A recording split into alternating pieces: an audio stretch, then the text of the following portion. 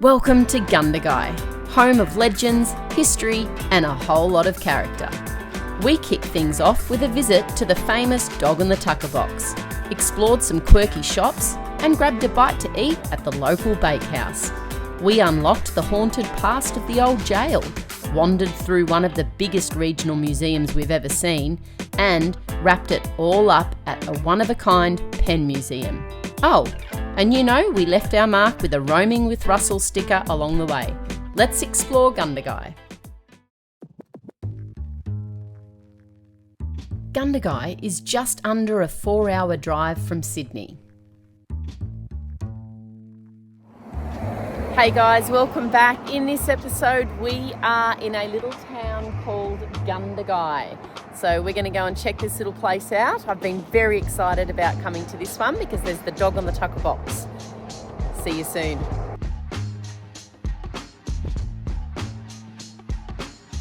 As we arrived in Gundagai, one of the first things we spotted was the iconic old Gundagai sign. And it's standing proudly right next to the historic old bridge. It's also right next to the campground that we'd be staying at for the night, and it felt like the perfect introduction to this charming riverside town steeped in history. How cool is this old bridge? We're going to go on the hunt for some more old bridges, but look at the size of this one. Absolutely beautiful. It wraps around. So lovely. Okay, I've got to get back in the car, in the van, but I tell you what, I could just take pictures of this bridge for hours. It is so cool. So many, it's just amazing. And it's such a shame that my drone's broken because I would have loved to have put the drone up here. But alas, it has a drone leg up in Yass somewhere. Not Yass, where was it? Wagga. And of course, no trip to Gundagai is complete without a visit to the Dog on the Tuckerbox.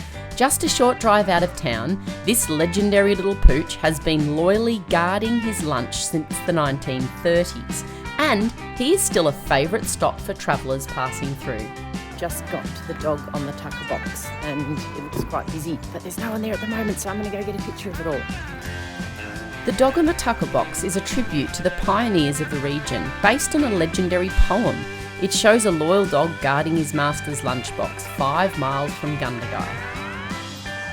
Oh, what a good boy. Aussie, up. Up, come, up. Sit, sit, sit. Stay there.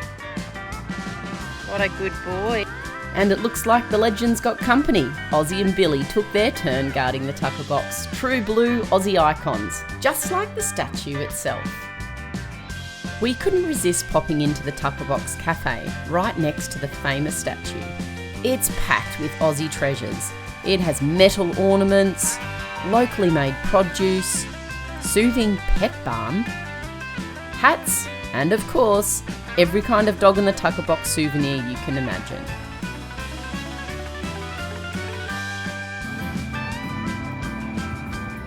I came out with this little guy, the Dog on the Tuckerbox. He's going to go in our van somewhere, and we'll always remember coming here, which has been on my bucket list forever. After reading a little bit of history of the Tuckerbox, there was only one thing left to do, and that was add a little Roaming with Russell's flair to the sticker pole. So excited, because I'm going to put one of our stickers on this pole, so if you're around here and you see it, make sure you come and get a photo with our sticker.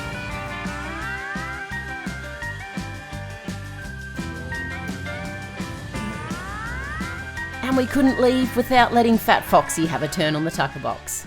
Okay, we've just arrived at our free camp for the night at Gundagai, which is a great little spot, really nice. I'll show you around. It's a free camp. I'm not sure if it's donation or not. If it is, we'll donate, of course. But we've snagged ourselves a little spot here. I'll show you. The campsite here at Gundagai is a donation camp. How good is that? You can stay here for up to 48 hours and it's right beside the historic old bridge. It's quiet, spacious, and it's just a short walk from town. We're always happy to support places like this that welcome travellers with open arms. Okay, it is a donations pop your donations just in there. And how cute is that? They've even got little township Gundagai, a heritage walk map in there. So we'll be grabbing one of those afterwards. So this campground is pretty cool. You just come off the main street there, down here, and then, yeah, it's down this road. And there's plenty of parks, which is pretty cool. So I'm just going to take you for a walk and show you around this little free camp. There's no toilets here, so you do need to be self-contained, which is okay, because we are. Right, let's have a look. I'll take you right from the entryway from where we come in, which is really near this old bridge that's really cool. Look at that old bridge, all there. That is so cool. And there's a cool sign up there that says Gundagai, so we might go and have a look at that afterwards. All right, you come in here, just through this little road down here, and then there's camp spots all along here, under those trees, which I don't think I would park under there. That's a good spot. Well done to those people who snagged that spot. That's great.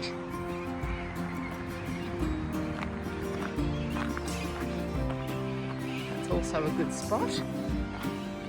All right. So we go down this road.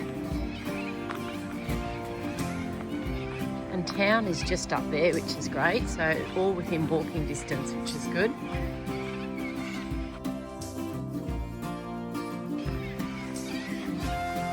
Jetty there, which is pretty cool. Okay, and then let's see park here, which is great because there's no trees there, so that's a good spot. And then all down there as well, there's like a little turning round area there. But yeah, this is really, really cool. Good little spot.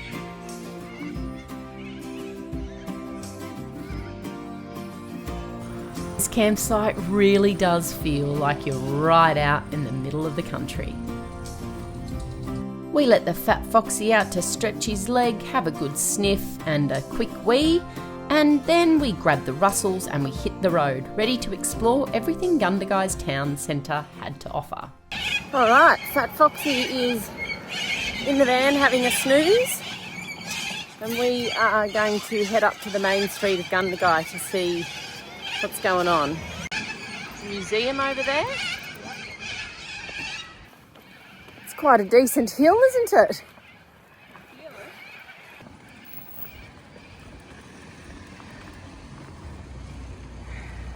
The main street of Gundagai is full of old town charm, wide footpaths, historic buildings and that laid-back country vibe. But one of our favourite surprises was the little dog statues dotted along the street. You'll find them in the most unexpected spots, adding a quirky, fun touch to this already character-filled town. Oh, Billy's straight in there sniffing the snags. Aren't you, Billy? You're not scared?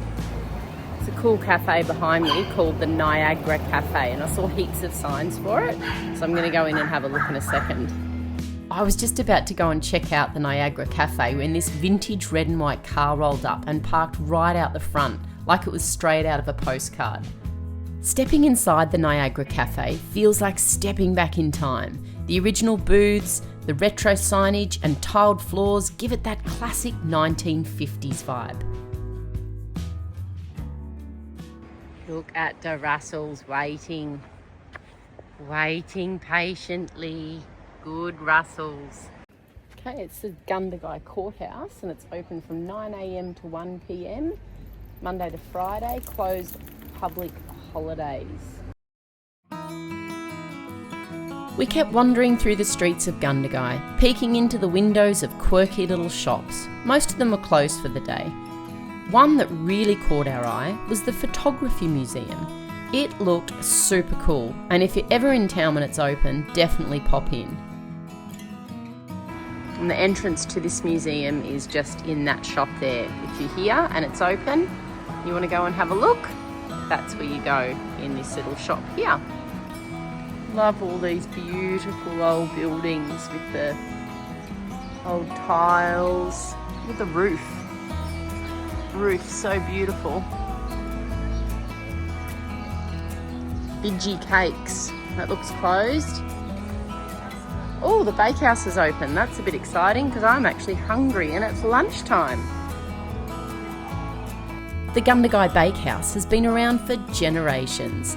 It's a proper country-style bakery with classic meat pies, sweet treats and that old school charm. It's been part of the town's history for a long time and the smell of fresh baking pulls you in straight away.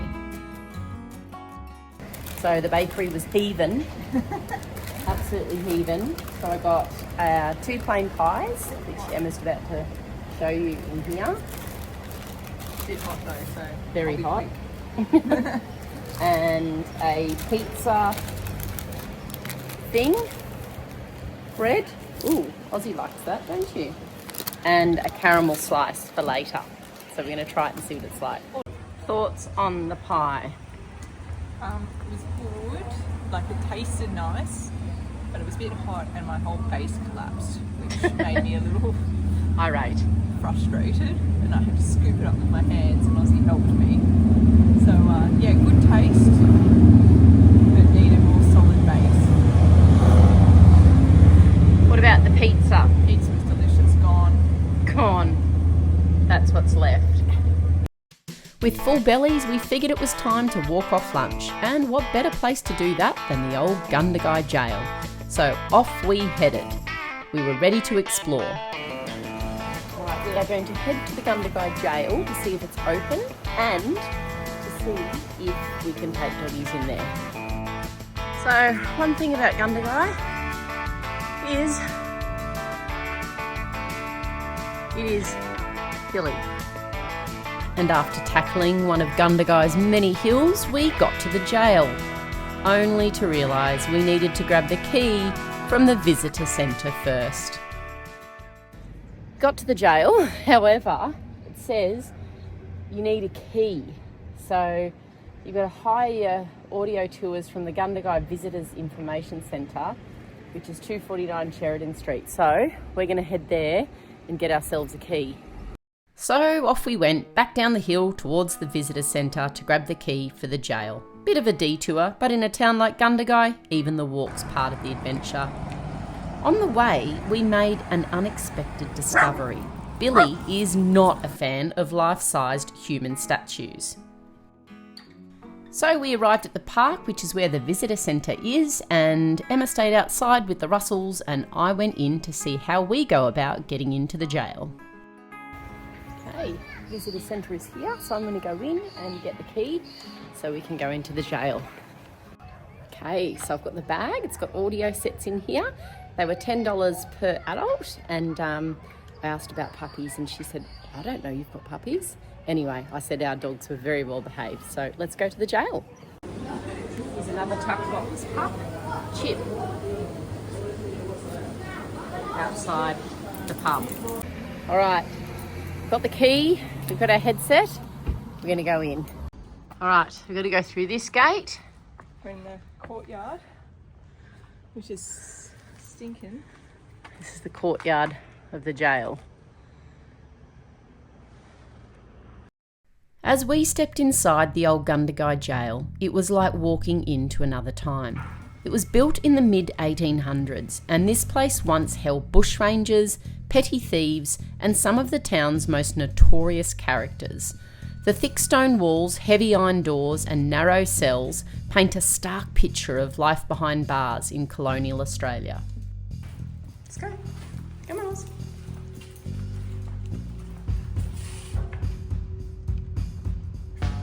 We peeked into tiny cells, we wandered through the old exercise yard, and we imagined what it must have been like to be locked up in here over a century ago. The jail was operational right up until the 1940s, and you can still feel the weight of its past in every creaky floorboard and rusted latch. This is pretty cool. All the cells here are just amazing. Like, they're really heavy old doors. It's the exercise yard just behind us. Billy and Aussie took their jail tour very seriously, sticking close and keeping a sharp eye on the exits.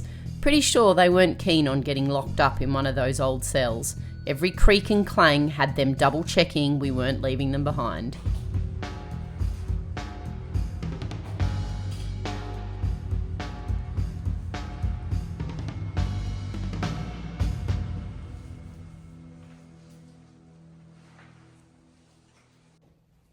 Emma thinks that this broom is from the Tumut Broom Factory.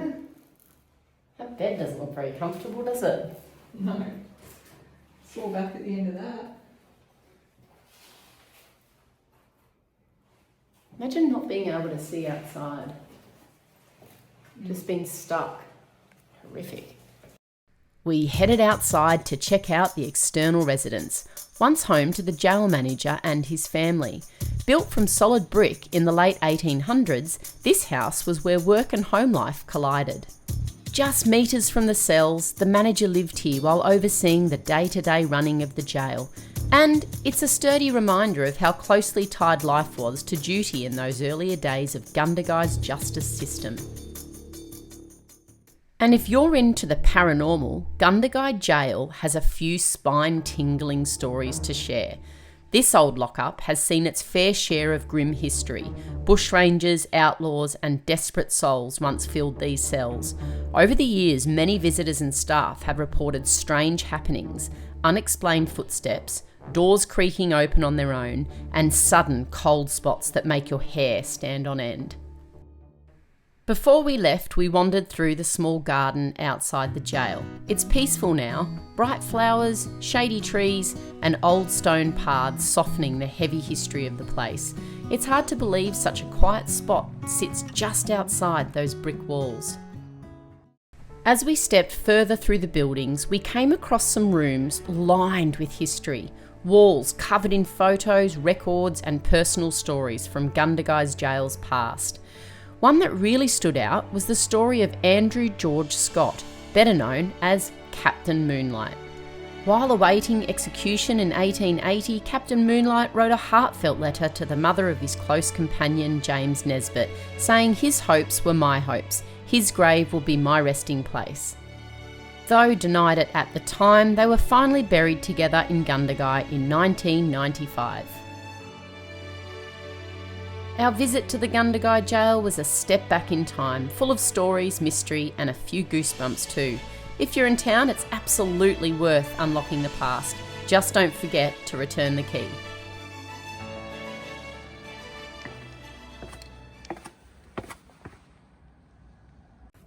Alright, and that's a wrap at Gundagai Gaol.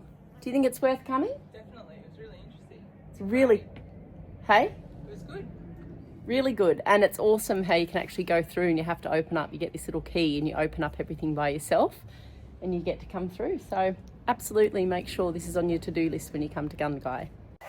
The lady at the visitor centre is so lovely, so if you come here, make sure you go and have a chat. She'll tell you all about Gundagai and tell you about a bit of history of the town and where's a good place to go.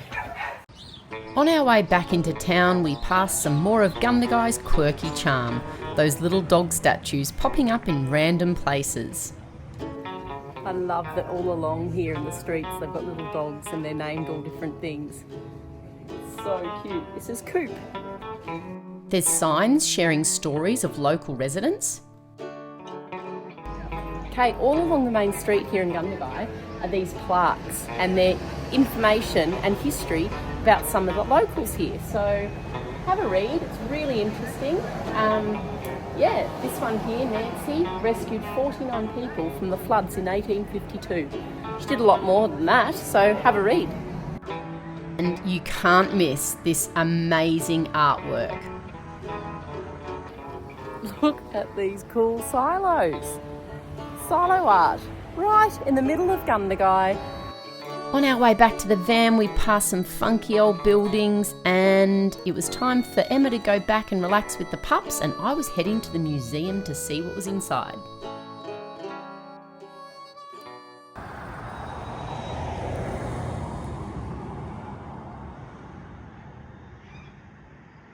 The museum is open daily from 9 to 3 and the prices are just there. As soon as I got to the Gundagai Museum, right away, the building itself caught my attention. It was beautiful, full of charm and character. And as soon as we got inside, what was there? Some history about the dog and the Tuckerbox. The museum is run entirely by passionate volunteers, and it shows in every carefully preserved corner. My wife's father, his job was working on bridges Oh, right. along the new highway and up. Inside, I was completely overwhelmed, in the best way, by how much there was to see. The room was full with local treasures, household items, clothing, war memorabilia and photographs that capture the rich and sometimes wild history of Gundagai. From early settler days to floods, fires and everyday life in the country, it is all here.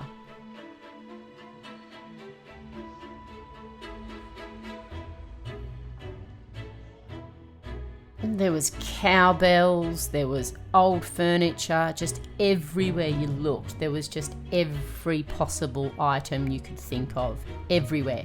It was absolutely jam-packed. There was even a replica of like an old cell that you would hold a bushranger in. Wandering through, the lovely volunteer told me that there was a whole other area. Wow. Oh my gosh. That is huge. So if you come to this museum, make sure that you give yourselves about 3 hours. It is absolutely massive. There's this whole section out the back here that's got all the old tools and farm tools and oh my gosh, it is absolutely massive. This space out the back is lined with old farm carts, horse-drawn buggies, wooden barrels, vintage fridges and all kinds of machinery. There's also all old advertising signs.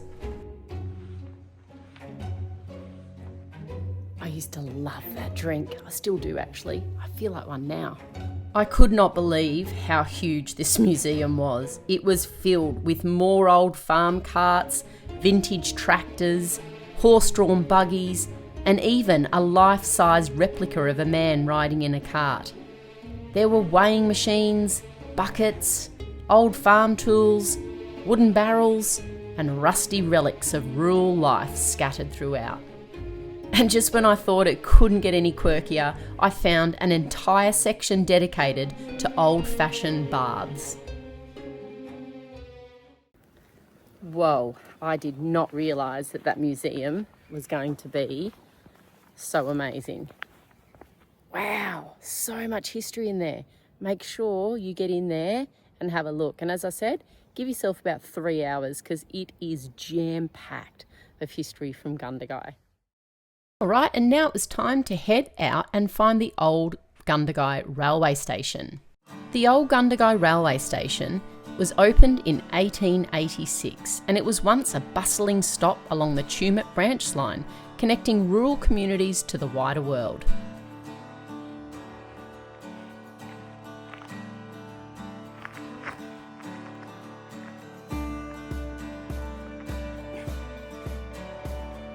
Okay, this is the old historic station, but we feel like it's someone's house now, so it's got a permanent "sorry it's closed" sign. Yeah, so I think someone lives there. Do you think? Looks very homely. It does. And there's a car. Yes. So we might stop snooping around someone's house. The sign's pointed us this way. Well, it is. We wrapped up our time in Gundagai with one final stop, the Australian Pen Museum. Housed in the beautifully restored 1881 Assembly Hall, this place is a hidden gem. Wow, so this is all your collection? Well, it was. Wow. This is 66 years I've collected, Holy dooly. and I haven't stopped. So I bought things then that people wouldn't otherwise have sold. Yeah. They're selling. Inside, we found over 3,000 items, including pens dating back 4,000 years and documents over 450 years old. before there was a Disneyland, Ah, that's cool. because that is that's an Evershark. I can tell by the shape of it Uh-huh. that it's an Evershark pen. There's even a recreated 1920s schoolroom, complete with desks, slate boards and vintage teaching aids. The museum is the passion project of curator Bruce Wicks, who began collecting pens in the late 1950s. Bruce was full of fascinating little bits of history. I do dread I won't have a man under my bed. And that was quite risque, back when her grandmother was a child, because no one ever read those. Well, they weren't supposed to. No, read there's those journals. autograph books. Yeah, they're meant to be. But that was quite clever. I've observed what's happened over a long period of time. And we were also lucky enough to hold a pen that JFK used to own. That's crazy.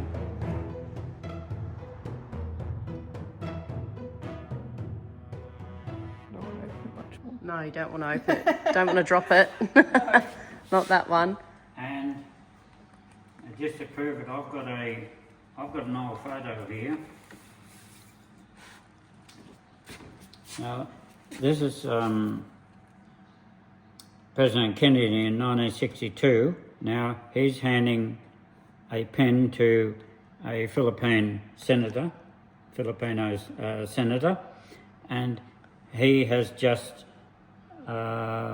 given $78 million to the Philippines for compensation for occupying the Philippines after the Second World War. Wow. Bruce was very, very passionate about his pens, and it is very clear that his dedication has created an unexpectedly fascinating collection that offers a unique glimpse into the history of writing. So, if you're ever in Gundagai, and if you have a bit of an interest in pens, pop into this museum and have a chat. It's worth it.